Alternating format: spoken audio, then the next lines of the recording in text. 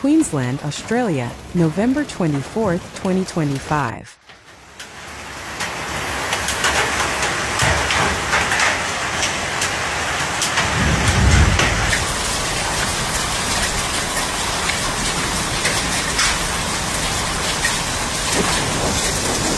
Tens of thousands of people are without power after severe storms brought destructive winds, giant hail and heavy rain to southeast Queensland.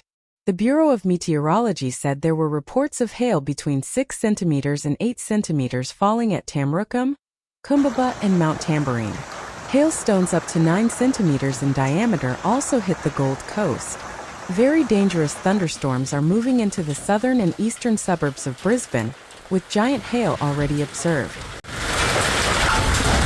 Hagubaa sa akong sakyanan. Uy, naliki yun akong kuan ba. Uy, loo ko.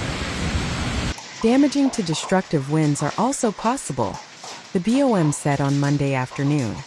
Further storms are likely to develop across southeast QLD this afternoon as they continue to track northwards. Winds of up to 107 kilometers per hour were recorded at Brisbane Airport, and over 500,000 lightning strikes were recorded during the storm.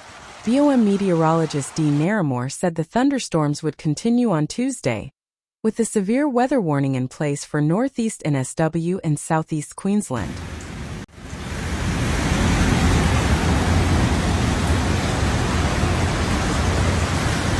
We do it all again tomorrow, Naramore said, with another round of large hail, damaging winds and heavy rainfall that could lead to flash flooding.